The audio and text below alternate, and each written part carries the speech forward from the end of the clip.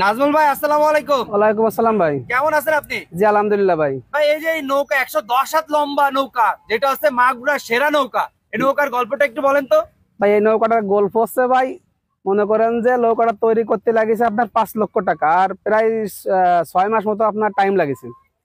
ধরেন সব হচ্ছে গিয়ে সেকন্ড কাঠ। আমার আব্বা 3 মাস ধরে আপনার এই কাঠ তো মানে তলাশ করেছে, করে করে এক জায়গায় করে ফাড়ায়ে শুকোয়ে মিস্ত্রি এনে তৈরি করে মিস্ত্রির ভাই দিকে দেওয়া লাগিয়েছে আপনার 2.5 লক্ষ টাকা। আর আনুষঙ্গিক তো আর অনেক খরচ আছে ভাই। আপনার কালার টালার আপনার লোহা লক্কর বিভিন্ন ধরনের ভাই এতে খরচ আছে, অনেক টাকা খরচ হয়। 5 লক্ষ টাকা টোটাল আমাদের খরচ হয়েছে নৌকায়। আর এই নৌকাটার কাহিনী হচ্ছে ভাই, আপনার আমার দাদা আছে গে গেছিল নৌকা বাই দিতে ওই খুলনার ওইদিকে। তা গেলে ছোট নৌকা বলে আমার দাদার কাছে অপমান করে ওইখান থেকে বলে তোমার এতটুকু নৌকা ভাই যাবে না, নেওয়া যাবে না, অংশগ্রহণ করা যাবে না।